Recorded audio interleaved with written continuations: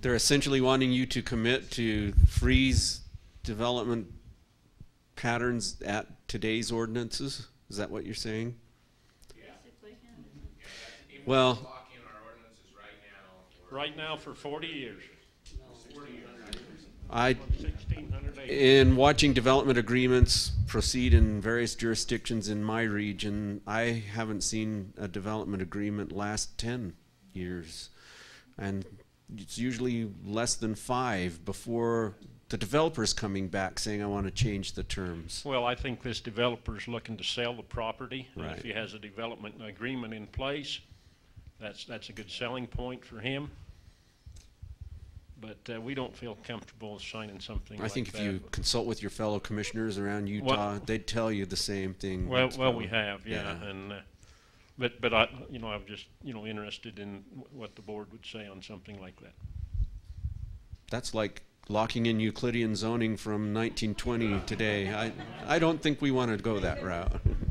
Exactly. And the lady on the end, in the summer, we go from 2,000 residents to 50,000 residents, and in any week. And on the east side of Bear Lake, we have a scout camp, and it's these scouts like to ride around the lake on their bikes, and they're on the highways, and a trail, a bike path. We've kind of talked about that. We have some in places. We're putting in a section up in Lake Town right now, but a trail like that around the lake would save a lot of lives in the future. I did want to comment on your recreation use up here. There was a comment earlier about winter summer use, but there's winter summer motorized, non-motorized.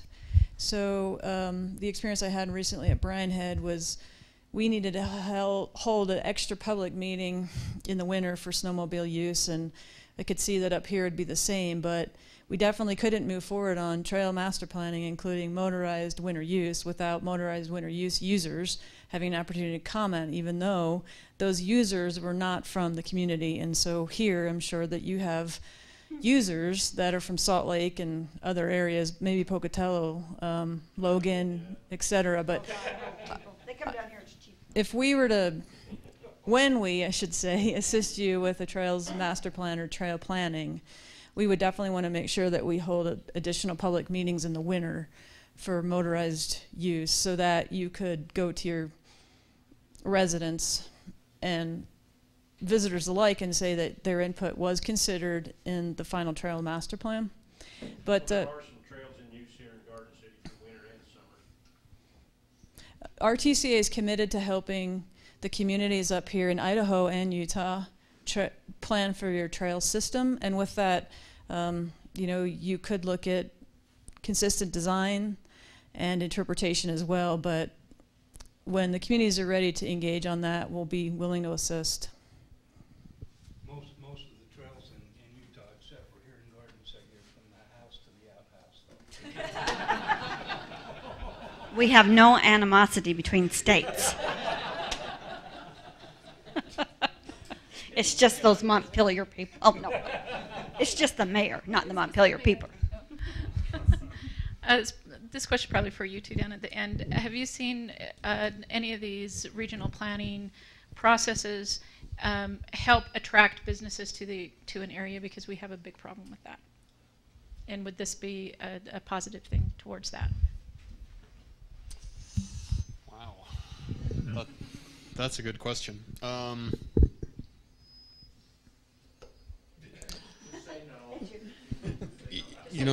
Yeah, specifically, I'm not aware of a great deal of success in that yet, but most of these regional planning efforts are still fairly new. I mean, Cache County just finished up 3 months ago or so. Even in some of the earlier projects that I'd observed down in the Salt Lake area, it was taking longer. They're still only a few years old, and these sort of things, it takes a while to measure the success behind implementing some of these procedures. I mean, I think there are examples on smaller scales of certain subdivisions around the region that have been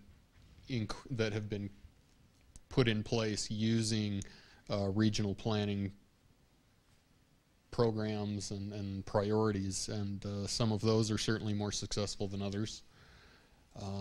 You know, but honestly, for a situation like Bear Lake, you know, I'm not aware of a lot of planning efforts that meet the specifics, you know, that really match up very well in comparison. And so, you know, that would take a little bit of homework.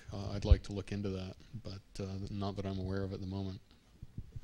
Most of what we've talked about is just specific land use planning, and we've talked about some very rapidly growing areas such as Cache Valley, Washington County.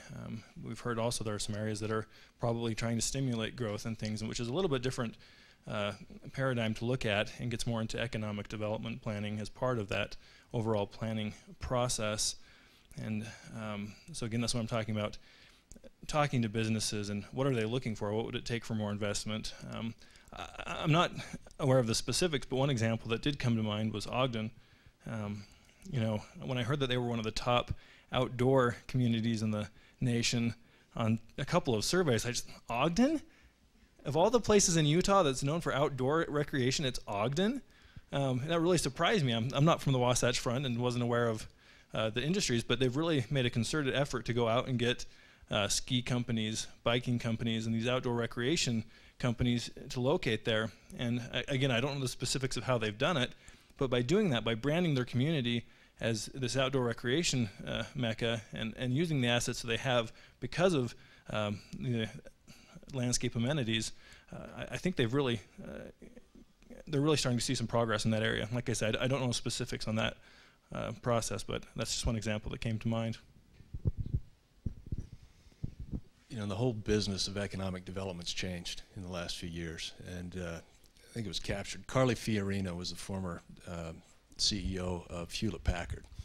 She was speaking to the National Governors Association a few years ago, and she said, keep your freeway interchanges and tax incentives. We go where the best workers are, and they go where they want to live. In other words, increasingly, quality of life is the driver of economic development. It's not the sole driver, but it's a pretty key piece of it, because, you know, in many cases people can work remotely and do a lot of things they couldn't before. And so we've worked pretty closely with the Economic Development Corporation of Utah, which is the governor's office's arm of recruiting business to Utah. And the thing that we keep hearing from them is that we've got a competitive advantage, because when business comes in, they can say, you're looking to make a significant investment in an area. It's where you're going to live, it's where your employees are going to live, and we're assuming that you don't want to make an investment in a place that doesn't know where it's going.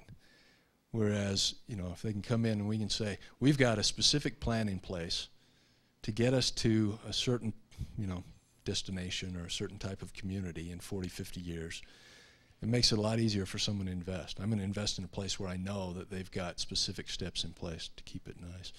So, you know, I think this Ogden example is a really good one. A report came out about 3 weeks ago looking at employment throughout the Intermountain West. And generally, the employment numbers in the Intermountain West are a lot worse than they are nationally. Two exceptions were Ogden and Albuquerque. And they cited the fact that Ogden has gone through this process, and it's, you know, we put together this toolbox several years ago on helping communities become, you know, develop economically. And it has a tool for helping you analyze who you are, and that's what they've done. They've analyzed what their strengths are, what their weaknesses are, put together the infrastructure around their strengths, and it's really paying off.